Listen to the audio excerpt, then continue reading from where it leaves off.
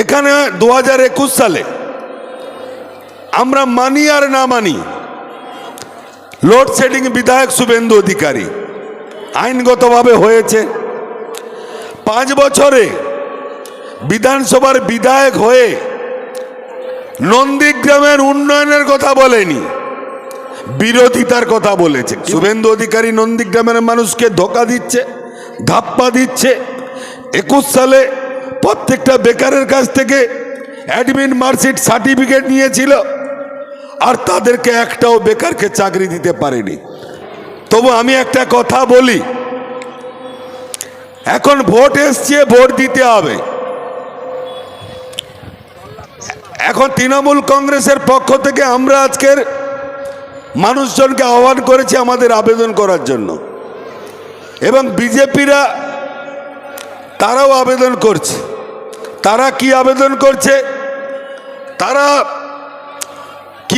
করছে, আপনাদের জানার দরকার আছে।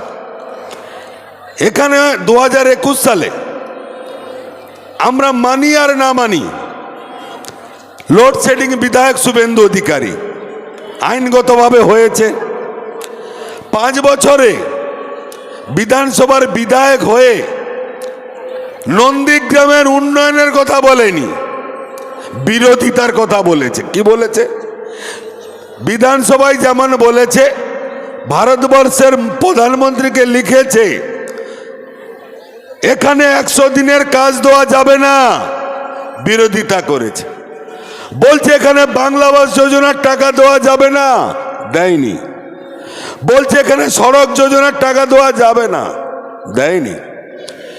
এখানে বলছে জল জীবন প্রকল্পের টাকা দেওয়া যাবে না, দেয়নি। মাইনরিটি টাকা দেওয়া যাবে না, দেয়নি। আমাদের নেত্রী মমতা বন্দ্যোপাধ্যায় কি করছে? আমার নেত্রী মমতা বন্দ্যোপাধ্যায় বলছে, তুমি আমাকে টাকা না দিলেও আমার কোষাগার থেকে আমরা বাংলার মামাটি মানুষকে রক্ষা করার জন্য আমি দায়বদ্ধ নিয়েছি। শুভেন্দু অধিকারী নন্দীগ্রামের মানুষকে ধোঁকা দিচ্ছে, ধাপ্পা দিচ্ছে। 21 সালে প্রত্যেকটা বেকারের কাছ থেকে অ্যাডমিন মার্কশিট সার্টিফিকেট নিয়েছিল, আর তাদেরকে একটাও বেকারকে চাকরি দিতে পারেনি। তাই আজকের উন্নয়নের কথা বলেনি। আমরা বলছি লড়াই হোক, লড়াই হোক, উন্নয়নের লড়াই। উন্নয়নের সঙ্গে ধর্মকে মিশাবেন না। উন্নয়ন কি করেছেন কেন্দ্র সরকার, উন্নয়ন কি করেছে শুভেন্দু অধিকারী, তার সাংসদ অভিজিৎ গঙ্গোপাধ্যায়, তারা কি উন্নয়ন করেছে শ্বেত প্রকাশ করুক।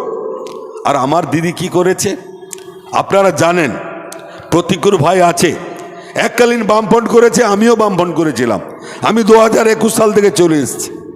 আপনারা বুকে হাত দিয়ে বলুন তো, আপনাদের এলাকায় দিদি 2011 সালে আসার আগে একটা ঢালাই রাস্তা ছিল? একটা ঢালাই রাস্তা ছিল? মায়েরা কাঁখে কলসি নিয়ে 1 কিলোমিটার দূরে পাম্প থেকে জল আনতে হতো, টিউবওয়েল থেকে। কষ্ট ছিল না? এলাকায় ল্যাট্রিন বাথরুম ছিল না? বাঁশবাগানে ঝোপের আড়ালে মায়েদেরকে ভাইদেরকে ল্যাট্রিনে যেতে হতো, বাথরুমে যেতে হতো। ইজ্জত রক্ষা করা বড় দায় ছিল। আর বর্ষাকালে সেই জল পুকুরে এলে মানুষের কলেরা ডায়রা ভরে যেত। এটা তো অস্বীকার করা যাবে না। দিদি কি করেছে? বাড়িতে বাড়িতে শৌচাগারের ব্যবস্থা করেছে। এটা তো অস্বীকার করার কোনো উপায় নেই।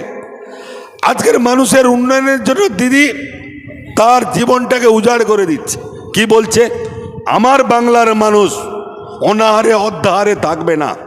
তাই তো দিদি চাইছে আপনার অর্থনৈতিক পরিকাঠামো যাতে দুর্বল না হয়ে যায়, তার জন্য কি করছে? বিনা পয়সায় চালের ব্যবস্থা। চাল কিনতে গেলে টাকা লাগতো, সে টাকাটা আর লাগছে না। আজকের স্বাস্থ্য পরিষেবা 5 লক্ষ টাকা পর্যন্ত মানুষের স্বাস্থ্য পরিষেবা দিয়েছে, দেয়নি? দিদি দিয়েছে। সেই টাকাগুলো যদি লাগতো স্বাস্থ্য পরিষেবাতে, অর্থনৈতিক পরিকাঠামো দুর্বল হয়ে যেত। আজকের আবাস যোজনার প্রকল্পের মধ্য দিয়ে মানুষের বাড়ি করে দিয়েছে। এটা তো অস্বীকার করা যাবে না। বাড়িতে বাড়িতে বিদ্যুতায়ন করেছে আমাদের দিদি। আজকে ঝাঁ চকচকে ঢালাই রাস্তা, পিচ রাস্তা, আমরা বলি আমরা শান্তিতে আছি। আজকের বয়স্ক দাদারা আছে, 60 পেরিয়ে গেছে, বার্ধক্য ভাতার টাকা পাচ্ছে, এটা তো অস্বীকার করা যাবে না। আজকের যেসব মায়েদের স্বামী মারা গেছে তারা বিধবা ভাতা টাকা পাচ্ছে।